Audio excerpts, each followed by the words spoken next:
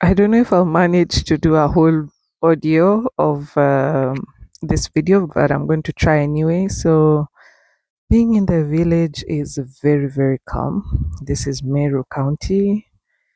Very, very calm. I'm loving the life. I decided to plant some tomatoes and some spinach. It was being helped by my small cousin and having my grandma there and basically my family around me is so therapeutic. So we embarked on a journey of making a seed bed for preparing a seed bed for the spinach and the tomatoes, and I can tell you it's a proper workout. In that hot sun, it is a proper workout. What was so interesting was that you imagine that just because our children are being raised in places where agriculture is being practiced as one of the primary economic activities in Kenya, sometimes they never get to experience the farming life. And so I'm very intentional about this, as well as using this opportunity to learn to practice what I have learned in school in the past and what I've seen my family doing. So we finished preparing the seed bed and then we watered the plants. I didn't um, document the whole journey, but basically you can see how the seed bed looks like. We mixed the soil with manure and then we planted the seeds with the help of the little ones, and now we're watering the plants. Later on, we're going to cover it with banana leaves or whatever type of leaves, just to give the seeds some shade. I was here trying to show my daughter how to water the seed bed without washing away the seeds. We did it successfully in the end. It was a long, tedious day, but really enjoyed ourselves. This is like 5 days later. Can you imagine? The seedlings are already popping up. There's all literally the two seed beds have seedlings sprouting.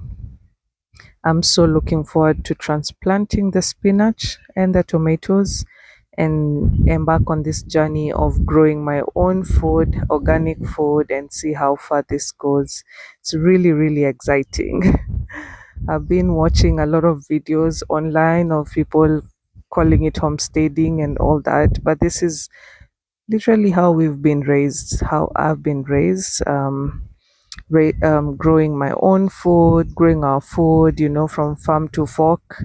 It's not anything new for us here in Kenya and in Meru.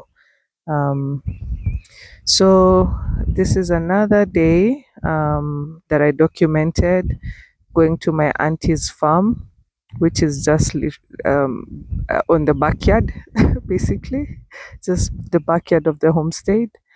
So we were harvesting cassava, or rather, she was harvesting the cassava, and we were telling her stories. And this is fresh cassava from the farm. Funny thing is that I think, just being out of touch with the countryside for a while now. I was busy googling how to plant cassava because it produces. You can use cassava to make gluten-free flour, and it can be used for baking, for pancakes, for bread. The West Africans use cassava for many of their dishes. We boil it and eat it for breakfast and as a source of starch. So it's really common in my area where I come from in Meru. However, I never paid attention to how it is planted. So today, amazingly, it was just a random excursion to the farm, and suddenly my aunt was harvesting the cassava, making cuttings, and this is what she was demonstrating to me, knowing that I'm going to document this and make a video which I need to share with her ASAP. So the cuttings look like that, and there's a fresh cassava. Shortly I'm going to demonstrate how the cassava is planted, once you have the cuttings. So this is it a vegetable? This crop is very amazing, simply because from one plant you get many cuttings to regrow other plants. So one cassava multiplies 10x, 20x, I don't know the exact figure, but it multiplies and you can continue planting it all over your farm if that's what someone is interested in.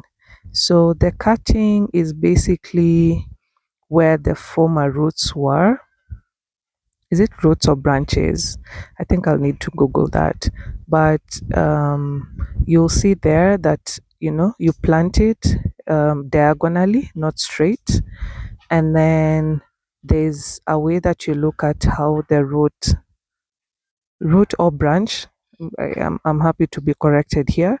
The way you look at the direction that the root is facing, and then you plant that root or branch facing upwards.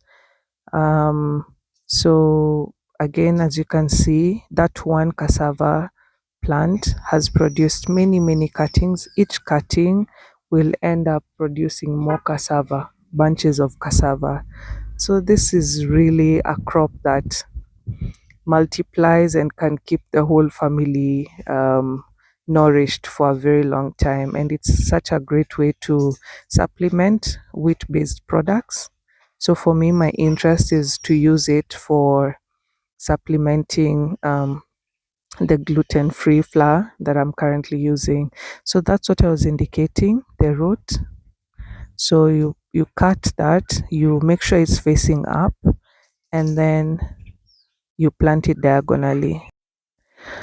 All right, so we were now just looking at the whole farm. It's an orchard. I almost said literally again, and I want to drop that from my vocabulary. So you can see the pawpaws.